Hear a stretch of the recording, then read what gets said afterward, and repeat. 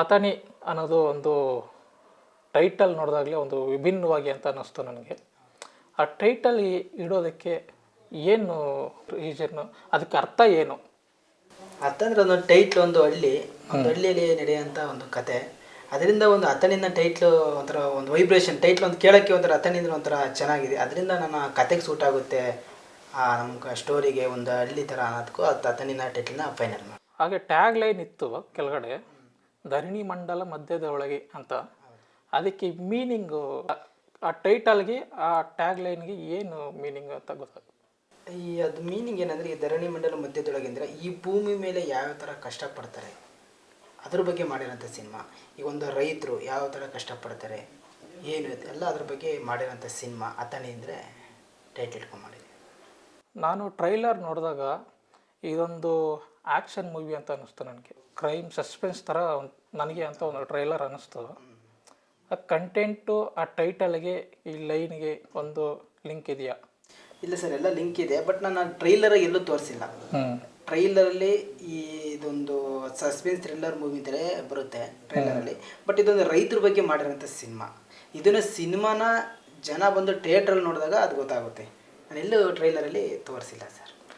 ಇದರಲ್ಲಿ ಒಂದೇ ಡೈರೆಕ್ಷನ್ ಮತ್ತು ಆ್ಯಕ್ಟಿಂಗ್ ಎರಡೂ ನೀವೇ ಮಾಡಿದಿರ, ಹೆಂಗೆ ನಿಭಾಯಿಸಿದ್ರಿ ಅದು? ಆ್ಯಕ್ಟಿಂಗ್ ಒಂದು ಕಡೆ ಡೈರೆಕ್ಷನ್ನು. ಸ್ವಲ್ಪ ಜವಾಬ್ದಾರಿ ಜಾಸ್ತಿ ಇದ್ದು, ನನಗೆ ಟೀಮ್ ವರ್ಕ್ ಸಪೋರ್ಟ್ ಇತ್ತು. ಓಕೆ, ಟೀಮ್ ವರ್ಕಿಂದ ನಾನು ಎರಡನ್ನೂ ಬ್ಯಾಲೆನ್ಸ್ ಮಾಡಿದೆ ಸರ್. ಟೀಮ್ ವರ್ಕು ತುಂಬ ಸಪೋರ್ಟ್ ಮಾಡಿ, ಅದರಿಂದ ನನಗೆ ಈಸಿ ಆಯಿತು ಸ್ವಲ್ಪ. ಶೋಭರಾಜ್ ಅವರು ಅದು ಫೈಟ್ ಸೀನಲ್ಲಿದ್ದಾಗ ಇಲ್ಲ, ತುಂಬ ನನಗೆ ಪ್ರತಿಯೊಬ್ಬ ಆರ್ಟಿಸ್ಟು ತುಂಬ ಸಪೋರ್ಟ್ ಮಾಡಿದ್ದಾರೆ. ಎಲ್ಲರೂ ಇದ್ದಾರೆ, ದೊಡ್ಡ ದೊಡ್ಡ ಕಲಾವಿದರು ಇದ್ದಾರೆ, ಅದರೆಲ್ಲ ನನಗೆ ತುಂಬ ಸಪೋರ್ಟ್ ಮಾಡಿದ್ರಿಂದ ನನಗೆ ಈಸಿ ಆಯಿತು. ಯಾಕೆಂದರೆ ಶೋಭರಾಜ್ ಸಾರು, ಇತಿರಾಜ್ ಸಾರು, ಬಾಲರಾಜೇಗೌಡ ಅವರು, ಇವರು ಹನುಮಂತೇಗೌಡರು, ಭವ್ಯ ಮೇಡಮ್, ದೊಡ್ಡ ದೊಡ್ಡ ಕಲಾವಿದ. ಆಮೇಲೆ ನಮ್ಮ ರಾಕೇಶ್ ಪೂಜಾರಿ. ಓಕೆ, ಅದು ತುಂಬ ಇದರಲ್ಲಿ ತುಂಬ ಮೇನ್ ಕ್ಯಾರೆಕ್ಟರ್ ಇದೆ ಅವ್ರದ್ದು. ಭಗವದ್ಗೀತೆ ಮೇಲೆ ಪ್ರಮಾಣ ಮಾಡಿದ್ರು ರಾಕೇಶ್ ಪೂಜಾರಿ ಅವ್ರದ್ದು ಮೇನ್ ಕ್ಯಾರೆಕ್ಟರ್ ಇದ್ರೆ, ನನ್ನ ಮಾವನ ಕ್ಯಾರೆಕ್ಟರ್ ತುಂಬ ಸಪೋರ್ಟಿಂಗ್ ಮಾಡಿ ಎಲ್ಲ ಚೆನ್ನಾಗಿ ಮಾಡಿಕೊಟ್ಟಿದ್ರು. ಪ್ರತಿಯೊಬ್ಬರು ನನ್ನ ಟೀಮ್ ವರ್ಕು ಎಲ್ಲ ತುಂಬ ಸಪೋರ್ಟ್ ಮಾಡಿದ್ದಾರೆ. ಸಿನಿಮಾ ಒಳ್ಳೆ ರೀತಿಯಲ್ಲಿ ಬಂದಿದೆ. ಒಂದು ಫ್ಯಾಮಿಲಿ ಕುತ್ಕೊಂಡು ನೋಡೋಂಥ ಸಿನಿಮಾ. ಪ್ರತಿಯೊಬ್ಬರು ಬಂದು ಸಿನಿಮಾ ನೋಡಿದಾಗ ಪ್ರತಿಯೊಬ್ಬರಿಗೂ ಅದು ಅನಿಸುತ್ತೆ ಇದು ಒಳ್ಳೆ ಸಿನಿಮಾ ಅಂತ. ಒಂದು ಎಂಟರ್ಟೈನ್ಮೆಂಟು, ಫ್ಯಾಮಿಲಿ ಎಂಟರ್ಟೈನ್ಮೆಂಟು, ಎಲ್ಲ ಥರ ಇದೆ. ಒಂದು ಕಾಮಿಡಿ ಟೈಮಿಂಗು, ಎಲ್ಲ ಪ್ರತಿ ಆ್ಯಕ್ಷನ್ ಏನಿಲ್ಲ ಅನ್ನಂಗಿಲ್ಲ sir. Okay, comedy, love, suspense, thriller, ಇದು ಒಂದು ರೈತರ ಬಗ್ಗೆ ಒಂದು ಒಳ್ಳೆ ಮೆಸೇಜು, ಒಳ್ಳೆ ಸಾಂಗ್ಸು, ಒಳ್ಳೊಳ್ಳೆ ಕಡೆ ಲೊಕೇಶನ್ಗೆಲ್ಲ ಶೂಟ್ ಮಾಡಿದ್ದೀವಿ. ತುಂಬ ಚೆನ್ನಾಗಿ ಬಂದಿದೆ ಸಿನಿಮಾ. ಎಲ್ರಿಗೂ ಸಿನಿಮಾ ನೋಡಬೇಕು. ಮಕ್ಕಳಿಗೆ ಆದಂಥ ಒಂದು ಎಂಟರ್ಟೈನ್ಮೆಂಟು, ಫ್ಯಾಮಿಲಿ ಒಂದು ಕಂಟೆಂಟು ಇದರಲ್ಲಿದೆ. ಅವ್ರಿಗೆ ಮೋಸ ಇಲ್ಲ ಇದರಲ್ಲಿ. ಮೋಸ ಇಲ್ಲ ಸರ್. ಶೋಭರಾಜ್ ಅವ್ರ ಜೊತೆ ನಿಸರ್ಗಗೂ ಅಲ್ಲಿ ಸತ್ತಿರೋ ಬಾಡಿಗೂ ಏನು ಸಂಬಂಧ? ನಿಮಗೆ ಅನುಬಂಧ ಹೇಗಿತ್ತು ಅದು?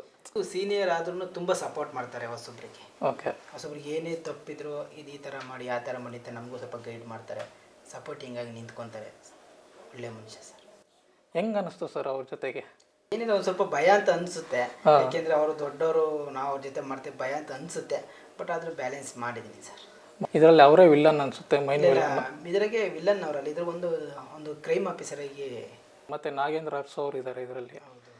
ಅವ್ರ ಜೊತೆ ಆ್ಯಕ್ಟ್ ಮಾಡಬೇಕಾದ್ರೆ ಏನಿಲ್ಲ ಸರ್, ಎಲ್ಲರೂ ನಮಗೆ ಸಪೋರ್ಟ್ ಮಾಡೋದ್ರಿಂದ ನಮಗೆ ಈಗ ಸಪೋರ್ಟು ಮಾಡಿದ್ರೆ ನಮಗೂ ಒಂದು ಖುಷಿ ಆಗುತ್ತೆ. ಇನ್ನವರು ಸೀನಿಯರು ಅದು ಆ ಥರ ಏನು ಮೈಂಡಾಗಿಲ್ಲ ಪಾಪ. ಪ್ರತಿಯೊಬ್ಬರು ನಮಗೆ ಸಪೋರ್ಟ್ ಮಾಡ್ತಾರೆ. ಚೆನ್ನಾಗಿ ಬಂದಿದೆ ಸರ್. ರಾಕೇಶ್ ಪೂಜಾರಿ ಅವರು ನಿಧನ ಆದರೂ ಒಂದು ಟೈಮಲ್ಲಿ ಕಂಪ್ಲೀಟಾಗಿ ಅವ್ರದ್ದು ಪೋರ್ಷನ್ ಮುಗಿದಿತ್ತಾ, ಇಲ್ಲ ಮುಗಿಯೋಕ್ಕೆ ಮುಂಚೆ ಏನಾದರೂ ಆ ಥರ ಏನಿದೆ? ಶೂಟಿಂಗ್ ಎಲ್ಲ ಕಂಪ್ಲೀಟ್ ಮುಗಿದಿತ್ತು. ನಾವು ಸ್ವಲ್ಪ ಡಬ್ಬಿಂಗಿಗೆ ಅವ್ರು ಬರಬೇಕಾಗಿತ್ತು. ಅವ್ರಿಗೊಂದು ಸ್ವಲ್ಪ ಆಕ್ಸಿಡೆಂಟ್ ಆಯಿತು. ಅವಾಗ ಸ್ವಲ್ಪ ಬೈಕಲ್ಲಿ ಬಿದ್ದುಬಿಟ್ಟಿದ್ರು. ಅವರು ಬಿದ್ದು ಸ್ವಲ್ಪ ಏಟ್ ಆಯಿತು. ಒಂದು 2 ಮಂತ್ ಬರೋಕ್ಕಾಗಲಿಲ್ಲ. ಆಮೇಲೆ ಅವಾಗ ಟೈಮ್ ಕಾತಾರ ಶೂಟಿಂಗಲ್ಲಿದ್ದರು. ಆಮೇಲೆ ಬಂದು ಡಬ್ಬಿಂಗು ಕೂಡ ಕಂಪ್ಲೀಟ್ ಮಾಡಿಕೊಟ್ಟು ಒಂದು ಸ್ವಲ್ಪ ದಿವಸ ಆದಮೇಲೆ ಆ ಥರ ಆಗಿದೆ ಸರ್. ಎಷ್ಟು ದಿನ ನಿಮ್ಮ ಜೊತೆಗೆ ಇದ್ದರು ಸರ್ ಅವರು? ಇಲ್ಲ, ಒಂದು ವೀಕ್ ಇದ್ರು ಸರ್. ಇಲ್ಲ, ಅವರು ತುಂಬ ಸಪೋರ್ಟ್ ಮಾಡ್ತಾರೆ. ಈ ಫ್ರೆಂಡ್ಲಿ ಆಗಿರೋರು, ಫ್ರೆಂಡ್ಲಿಗಿಂದ ಒಂಥರ ಕ್ಲೋಸ್ ಆಗಿ, ಅವ್ರು ಎಲ್ಲಿಗೆ ಕರೆದ್ರು ಬರೋರು, ಊಟ ಮಾಡೋರು, ಫ್ರೆಂಡ್ಲಿಯಾಗಿ ಇರೋರು. ಅವ್ರಿನ್ನು ಆರ್ಟಿಸ್ಟ್ ಥರ ಅಂತ ಅನ್ನಿಸ್ತಿರೋ ಒಂದು ಕ್ಲೋಸ್, ಒಂದು ಟೀಮ್ ವರ್ಕಾಗಿ ಸಪೋರ್ಟಿಂಗಲ್ಲಿ ಇರೋರು ಸರ್ ಅವರು. ನನ್ನ ಮಾವನ ಕ್ಯಾರೆಕ್ಟ್ರು ಮಾಡಿ. ಮಾವನ ಕ್ಯಾರೆಕ್ಟ್ರು ಅವ್ರದ್ದು ಕಾಮಿಡಿ ಟೈಮಿಂಗ್ ಹೇಗಿದೆ ಸರ್ ಅವ್ರದ್ದು? ಪಂಚು ತುಂಬ ಪಂಚಿಗೆ ಇದ್ರು ಸರ್. ಈ ಒಳ್ಳೆ ಟ್ರೆಂಡಿಂಗಲ್ಲಿ ಇದ್ರು ಅವ್ರು ಕಾಮಿಡಿ. ಹೌದು, ಟ್ರೆಂಡಿಂಗಲ್ಲಿ ಒಳ್ಳೆ ಕಾಮಿಡಿ. ಅವರು ಸ್ಕ್ರೀನ್ ಮೇಲೆ ಬಂದ್ರೇ ಖುಷಿ ಆಗುತ್ತೆ. ಆ ಥರ ಇದೆ ಈ ಸಿನಿಮಾದಲ್ಲಿ. ಓಕೆ, ತೆರೆ ಮೇಲೆ ಕಾಣಿಸ್ಕೊಂತಿರೋದು ಅನ್ಸುತ್ತೆ. ಸರ್ ಹೌದು. ಹೇಗೆ ಅನಿಸ್ತು ನಿಮಗೆ ಆ್ಯಕ್ಟಿಂಗ್ ಮಾಡಬೇಕಾದ್ರೆ, ಆ ಸೆಟ್ಟು ನೋಡ್ಬೇಕಾದ್ರೆ ನಿಮಗೆ ಭಯ ಅನ್ನಿಸ್ತಾ ಅಥವಾ? ಸ್ಟಾರ್ಟಿಂಗಲ್ಲಿ ಭಯ ಇತ್ತು. ಅಂದರೆ ಹೊಸ್ದಾಗಿ ಬಂದಾಗ ಫಸ್ಟ್ ಡೇ ಹೇಗೆ ಮಾಡಬೇಕು, ಏನು ಮಾಡಬೇಕು, ಏನಾದರೂ ತಪ್ಪು ಮಾಡಿದರೆ ಬೈತಾರ, ಎಲ್ಲ ಡೈಲಾಗ್ ಹೇಗೆ ಒಂದೇ ಶಾರ್ಟಲ್ಲಿ ಹೇಳಬೇಕು, ಎಲ್ಲ ತುಂಬ ಕನ್ಫ್ಯೂಷನ್ಸ್, ಭಯ ಎಲ್ಲ ಒಟ್ಟಿಗೆ ಮಿಕ್ಸಪ್ ಆಗಿ ಬಂದಿದೆ. ಬಟ್ ಎಲ್ಲ ಸರ್ ಹಾಗೆ ಟೀಮ್ ಎಲ್ಲರೂ ತುಂಬ ಸಪೋರ್ಟ್ ಮಾಡಿದರು. ಏನೇ ತಪ್ಪಿದ್ರು ಹೇಳಿದರು, ಒಳ್ಳೆ ಮಗಳ ರೀತಿ ಟ್ರೀಟ್ ಮಾಡಿದ್ರು. ಸೊ ನನಗೇನು ಡಿಫಿಕಲ್ಟ್ ಅನ್ನಿಸ್ಲಿಲ್ಲ. ನಿಮಗೆ ಸೆಟ್ಟಲ್ಲಿ ಇದ್ದಾಗ ನಿಮಗೆ ತುಂಬ ಗೈಡ್ ಮಾಡಿರೋದು ಯಾರು? ಡೈರೆಕ್ಟರ್ ಸರ? ಹಾಂ, ಡೈರೆಕ್ಟರ್ ಸರ್ ಮಾಡಿದ್ದಾರೆ, ಪ್ರೊಡ್ಯೂಸರ್ ಮಾಡಿದ್ದಾರೆ, ಹಾಗೆ ವಿಷ್ಣುಪ್ರಿಯಾ ಸರ್ ಮಾಡಿದ್ದಾರೆ, ಎಲ್ಲರೂ ಮಾಡಿದ್ದಾರೆ, ರಜನಿ ಸರ್, ಪ್ರತಿಯೊಬ್ಬರು ಗೈಡ್ ಮಾಡಿದ್ದಾರೆ. ಡೈರೆಕ್ಟರ್ಗೆ ಏನಂದ್ರೆ? ಇಲ್ಲ, ನಾನು ಟೇಕ್ ತಗೊಂಡಿಲ್ಲ ಜಾಸ್ತಿ. ಒಂದೇ ಟೇಕಲ್ಲಿ ಮುಗಿಸಿದ್ರಾ? ಒಂದೇ ಟೇಕ್ ಅಂತಲ್ಲ, ಒಂದು 2-3 ಟೇಕಲ್ಲಿ ಮುಗಿಸಿದ್ದೀನಿ, ಜಾಸ್ತಿ ತಗೊಂಡಿಲ್ಲ ಟೇಕ್. ಅವಾಗ ಏನಾದ್ರು ಡೈರೆಕ್ಟರ್ ಏನಾದ್ರು ಕೋಪ ಮಾಡ್ಕೊಳ್ಳೋದು? ಇಲ್ಲ, ಅಂದರೆ ರಿಯಾಕ್ಷನ್ ಜಾಸ್ತಿ ಬೇಕಾದರೆ ಹೇಳೋರು, ಇನ್ನೂ ಎಕ್ಸ್ಪ್ರೆಷನ್ ಕೊಡು, ಇನ್ನೂ ಈ ಥರ ಮಾಡು, ಇನ್ನೂ ಜೋರಾಗಿ ಇದನ್ನು ಮಾಡು ಅಂತ ಆ ಥರ ಹೇಳೋರು. ಡೈಲಾಗ್ ಏನು ಇದು ಮಾಡಿಲ್ಲ, ನಾನು ಟೇಕ್ ತಗೊಂಡಿಲ್ಲ, ಮಾಡಿದ್ದೀನಿ. ಓಕೆ. ಡ್ಯುಯೆಟ್ ಸಾಂಗು ಮಾಡಿದ್ರಾ? ಆ ಸಾಂಗ್ ಮಾಡ್ಬೇಕಾದ್ರೆ ನಿಮ್ಗೆ ಆ ಫೀಲ್ ಹೇಗಿತ್ತು ಅವಾಗ? ಅಲ್ಲಿ ಸ್ಟಾರ್ಟಿಂಗಲ್ಲಿ ಬೀಚ್ ಸೈಡೆಲ್ಲ ಶೂಟ್ ಮಾಡುವಾಗ ಏನೂ ಅನಿಸಿಲ್ಲ. ಬಟ್ ಆದರೆ ಸಾರಿ ಉಟ್ಕೊಂಡು ಅಲ್ಲಿ ಬೆಟ್ಟ ಹತ್ತಿಸಿ ಒಂದು ಸೀನ್ ತೊಗೊಂಡ್ರು, ಅದೆಲ್ಲ ಹತ್ಬೇಕು, ಅದು ತುಂಬ ಭಯ ಆಗ್ತಾಯಿತ್ತು ಅವಾಗ. ಬಟ್ ಸರ್ ಇಲ್ಲ, ಏನೂ ಆಗಲ್ಲ, ನಾವು ಇದ್ದೀವಿ, ನಿನ್ಗೇನಾದ್ರೂ ನಾವು ಬಂದು ಈಸ್ಕೊಂಡು ಬಂದು ನೀನು ಕರ್ಕೊಂಬರ್ತೀವಿ ಅಂತೆಲ್ಲ ಹೇಳಿ ಸಪೋರ್ಟ್ ಮಾಡಿ ಅಲ್ಲಿ ಮೇಲೆ ಹತ್ತಿಸಿ ಎಲ್ಲ ಇದನ್ನು ಮಾಡಿಸಿದ್ರು.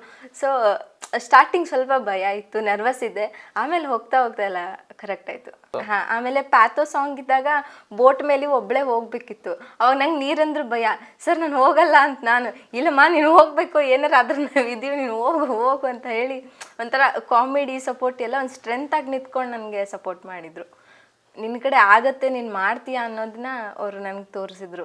ಇಲ್ಲ, ಸ್ಟಾರ್ಟಿಂಗಲ್ಲಿ ಅಂದರೆ ನಾನು ಅವಾಗ ಡಿಗ್ರಿ ಓದ್ತಾ ಇದ್ದೆ. ಸೊ ಓದೋ ಕಡೆ ಕಾನ್ಸಂಟ್ರೇಟ್ ಮಾಡು, ಇದೆಲ್ಲ ಎದಕ್ಕೆ ಅಂತ ಅವ್ರಿಗೆ ಮೈಂಡ್ ಸೆಟ್. ಅಂದರೆ ಇವಾಗ ಇಂಡಸ್ಟ್ರಿ ಅಂದರೆ ಎಲ್ಲ ಪೇರೆಂಟ್ಸ್ ಥಿಂಕ್ ಮಾಡ್ತಾರಲ್ವ, ಅದೇ ಥರ ಇತ್ತು. ನಾನು ಅಪಾರ್ಚುನಿಟಿ ಬಂದಿದೆ, ಟ್ರೈ ಮಾಡ್ತೀನಿ, ಸ್ಟೋರಿ ಕೇಳ್ತೀನಿ ಅಂದ್ಕೊಂಡೆಲ್ಲ ಬಂದೆ. ಸರ್ನ ಮೀಟ್ ಮಾಡಿದ್ಮೇಲೆ ಅವ್ರ ಸ್ಟೋರಿ ಹೇಳಿದ್ಮೇಲೆ, ಇಲ್ಲ ಇದು ಒಂದು ಒಳ್ಳೆ ಕಥೆ ಇರೋ ಸಿನಿಮಾ, ಆ ಥರ ಏನೂ ಇಲ್ಲ ಇದರಲ್ಲಿ ಅಂತ ಅನ್ನಿಸ್ತು. ಆಮೇಲೆ ಟೀಮ್ ಚೆನ್ನಾಗಿದೆ ಅಂತ ಅನ್ನಿಸ್ತು. ಸೊ ಹೋಗಿ ನನ್ನ ಪೇರೆಂಟ್ಸ್ಗೆ ಹೇಳಿದೆ, ಇಲ್ಲ ಈ ಥರ ಇದೆ ಅಂತ. ಎಲ್ಲ ನಮ್ಮ ಬ್ರದರ್ ಎಲ್ಲ ಬಂದು ಮೀಟ್ ಮಾಡಿದ್ರು ಸರ್ನ. ಸೊ ಒಂದು ಒಳ್ಳೆ ಟೀಮು, ಒಳ್ಳೆ ಕತೆ ಇದೆ ಅಂದಿದ್ದಕ್ಕೆ ಅವರು ಸರಿ ಆಯಿತು, ಆ ಥರ ಏನಿಲ್ಲ, ಅಂದರೆ ನೀನು ಸೇಫ್ ಆಗಿರ್ತೀಯ, ಹಾಗೆ ಒಂದು ಏನೋ ಕೆಟ್ಟ ಹೆಸರು ಬರೋಂಗಿಲ್ಲ ಅಂತಂದರೆ ನೀನು ಮಾಡು ಅಂತ ಹೇಳಿದರು. ಸೊ ಅದಕ್ಕೆ ಕಂಟಿನ್ಯೂ ಮಾಡಿದೆ. ಓಕೆ. ಅವರು ಖುಷಿ ಆದರು? ಹಾಂ, ತುಂಬ ಖುಷಿಯಾಗಿದ್ದಾರೆ. ಇವಾಗ ವೇಟ್ ಮಾಡ್ತಾ ಇದ್ದಾರೆ ಯಾವಾಗ ರಿಲೀಸ್ ಆಗುತ್ತೋ ಅಂತ. ಅಂದರೆ ಟ್ರೈಲರ್ ನೋಡಿದಾಗ ಅವರು ಏನಂದ್ರು? ಹಾಂ, ನಾನು ಆ್ಯಕ್ಚುಲಿ ಪ್ರೆಸ್ ಮೀಟಲ್ಲಿದ್ದಾಗ ಅವರು ಲಾಸ್ಟ್ ಟೈಮ್ ಟ್ರೈಲರ್ ಲಾಂಚಲ್ಲಿದ್ದಾಗ ಮನೇಲೆಲ್ಲ ನೋಡಿದರು, ಹೇಳಿದರು ತುಂಬ ಚೆನ್ನಾಗಿ ಬಂದಿದೆ, ನೋಡ್ತಾ ಇದ್ವಿ. ಅವರು ತುಂಬ ಖುಷಿಯಾಗಿದ್ದಾರೆ, ಅವ್ರಿಗೇನೋ ಪ್ರೌಡ್ ಫೀಲ್ ಆಗಿದೆ. ತೆರೆ ಮೇಲೆ ಬರ್ತಾ ಇದೆ. ಥಿಯೇಟ್ರಿಗೆ ಹೋಗಿ ಕುಂತ್ಕೊಂಡಾಗ ನೀವು ದೊಡ್ಡ ಸ್ಕ್ರೀನ್ ಮೇಲೆ ನೋಡಾದ್ಮೇಲೆ ನೀವೇ ಪೇಪರು ಹಾಕ್ತೀರಾ ಅನ್ಸುತ್ತೆ ನೀವು. ಅಂದರೆ ಅಷ್ಟು ಜೋಶಲ್ಲಿ ಇದ್ರೆ ಈಗ ನೀವು. ಹೌದು. ನಿಮ್ದು ಆ್ಯಕ್ಷನ್ ಆಗಲಿ, ಸ್ಟಂಟ್ ಆಗಲಿ, ಶೋಭರಾಜ್ ಅವ್ರದ್ದಾಗಲಿ, ನಾಗೇಂದ್ರ ಅರಸು ಅವ್ರದ್ದು ನೋಡಿದೆ ನಾನು. ಪೇಪರ್ ಎರಡು, ಯಾಕೆಂದರೆ ಒಂದ್ಸಲ ಟ್ರೈಲರಿಗೆಲ್ಲ ಬಂದಿದ್ರು ನಾಗೇಂದ್ರ ಅರಸು ಸರ್ ಎಲ್ಲ ಬಂದು ಸಪೋರ್ಟ್ ಮಾಡಿದರು. ಆದಷ್ಟು ನಮ್ಮ ಕನ್ನಡ ಸಿನಿಮಾ ನೋಡಲಿ, ಬೆಳೆಸಲಿ, ಆರೈಸಲಿ ಅಂತ ನಾನು ಕೇಳ್ಕೊತೀನಿ. ಮತ್ತು ಎಷ್ಟು ಥಿಯೇಟರ್ಸ್ ನಿಮಗೆ ಸಿಕ್ಕಿದೆ ಸರ್ ಇವಾಗ ಸಿನಿಮಾ ರಿಲೀಸ್ಗೆ? 50-60 ಥಿಯೇಟ್ರ್ ಪ್ಲಾನ್ ಮಾಡಿದ್ದೀವಿ. 20ನೇ ತಾರೀಕಿನ ಮೇಲೆ ಕನ್ಫರ್ಮೇಷನ್ ಸಿಗುತ್ತೆ ಸರ್ ನಮಗೆ, ಯಾಕೆಂದರೆ ಇನ್ನೂ ಟೈಮ್ ಇದೆಯಲ್ಲ. ಓಕೆ, ಕನ್ಫರ್ಮೇಷನ್ ಸಿಗುತ್ತೆ. ಪ್ರೊಡ್ಯೂಸರ್ ಅವ್ರ ಜೊತೆಗೆ ಇದೇ ಮೊದಲನೇ ಸರಿ ಅವರು ಪ್ರೊಡ್ಯೂಸ್ ಮಾಡಿರೋದ? ಅವ್ರಿಗೊಂದು ಪ್ಯಾಷನ್ ಏನಾರು ಇತ್ತಾ ಅಥವಾ ಏನು? ಇಲ್ಲ ಸರ್, ಅವರು ಈ ಸಿನಿಮಾ ರೈತರ ಬಗ್ಗೆ ಒಂದು ಸಿನಿಮಾ ಅಂತ ಅವ್ರ ಕತೆ ಕೇಳಿ, ಅವರು ಒಬ್ಬರು ರೈತರಾಗಿರೋದ್ರೆ ಕತೆ ಇಷ್ಟಪಟ್ಟವರು ಸಿನಿಮಾ ಮಾಡಿದ್ದು. ತುಂಬ ಸಪೋರ್ಟ್ ಮಾಡಿದ್ದಾರೆ ಪಾಪ. ಯಾಕೆಂದರೆ ನಾವು ಏನು ಹೇಳಿದ್ರು ಇಲ್ಲ ಅಂದಿಲ್ಲ ಅವರು. ನಮಗೆ ಸಿನಿಮಾಕ್ಕೆ ಏನು ಬೇಕೋ ಅದನ್ನ ಎಲ್ಲ ಒದಗಿಸ್ಕೊಟ್ಟಿದ್ದಾರೆ. ತುಂಬ ಒಳ್ಳೆ ಮನುಷ್ಯ, ತುಂಬ ಸಪೋರ್ಟ್ ಮಾಡ್ತಾರೆ. ಇನ್ನೂ ಸಿನಿಮಾಗಳು ಮಾಡೋ ಆಸೆಯಲ್ಲಿ ಇದ್ದಾರೆ ಸರ್. ಮೊದಲನೇ ಬಾರಿಗೆ ಥಿಯೇಟ್ರಲ್ಲಿ ಒಂದು ಸಿನಿಮಾ ನೋಡಿದ್ದು ಯಾವಾಗ ಸರ್? ಸಾರಥಿ ಮೂವಿ ನೋಡಿದ್ದು ಸರ್ ನಾನು ಫಸ್ಟು ಥಿಯೇಟ್ರಲ್ಲಿ. D boss? ಹಾಂ, ದರ್ಶನ್ ಸರ್ದು ಸಾರಥಿ ಮೂವಿ. ಅಂದರೆ ನಮ್ಮ ಒಬ್ಬರು ಅಕ್ಕ ಇದ್ರು ನಮ್ಮ ಮನೆ ಪಕ್ಕ, ಅವ್ರು ಕರ್ಕೊಂಡು ಹೋಗಿದ್ರು. ಅದು ಯಾವ ಏಜ್ ಅಂತ ನೆನಪಿಲ್ಲ. ಸಾರಥಿ ಮೂವಿ ನೋಡಿದ್ದು ಫಸ್ಟ್ ಟೈಮಲ್ಲಿ ಥಿಯೇಟ್ರಲ್ಲಿ. D boss? ಹಾಂ, ಡಿ ಬಾಸ್. ಇವಾಗ ಅದೇ ಥಿಯೇಟ್ರಲ್ಲೇ ನೀವು ನಿಮ್ಮ ಸಿನಿಮಾ ನೋಡ್ತಾ ಇದ್ದೀನಿ. ಎಷ್ಟು ಖುಷಿ ಅನ್ಸುತ್ತಲ್ಲ? ತುಂಬ ಖುಷಿ ಆಗ್ತಿದೆ. ಇನ್ನೊಬ್ರು ಸಿನಿಮಾ ನೋಡಿದಾಗ ಆವಾಗ ಒಂದು ಖುಷಿ ಬೇರೆ, ಈಗ ನಿಮ್ಮ ಸಿನಿಮಾ ನೀವೇ ನೋಡಿದಾಗ ಎಷ್ಟು ಖುಷಿ ಆಗುತ್ತೆ. ಅನ್ಕೊಂಡಿರ್ಲಿಲ್ಲ ಸರ್, ಅನ್ಎಕ್ಸ್ಪೆಕ್ಟೆಡ್ ಇದು. ಈ ಜರ್ನಿನೇ ಅನ್ಎಕ್ಸ್ಪೆಕ್ಟೆಡ್. ಇವಾಗ ಇಷ್ಟೆಲ್ಲ ಮುಗಿದು ಇನ್ನು 27ಗೆ ನಾನೇ ಸ್ಕ್ರೀನ್ ಮೇಲೆ ನೋಡ್ಕೊಂಡ್ಮೇಲೆ ಹೇಳೋಕ್ಕಾಗಲ್ಲ, ಅಷ್ಟು ಖುಷಿ ಆಗುತ್ತೆ. ನಿಮ್ಮ ರಂಗಕ್ಕೆ ನೀವು ಬರಬೇಕಾದ್ರೆ ಡೈರೆಕ್ಟ್ರ್ ಆಗಬೇಕು ಅಂತ ಬಂದಿದ್ದ ಇಲ್ಲ ಹೀರೋ ಆಗಬೇಕು ಅಂತ ಬಂದಿದ್ದ ನೀವು? ಸರ್ ನಾನು ಡೈರೆಕ್ಟರ್ ಆಗಬೇಕು ಅಂತೆಲ್ಲ ಬಂದಿದ್ದು.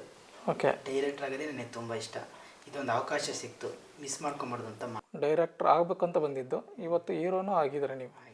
ಇದೇ ಥರ ನಿಮ್ಮ ಜರ್ನಿ ಮುಂದೆ ಸಾಗ್ತಾ ಇರಲಿ. ಹೀರೋಗೂ ಮಾಡಿ, ಡೈರೆಕ್ಷನ್ನು ಮಾಡಿ, ಸಕ್ಸಸ್ ಆಗಿ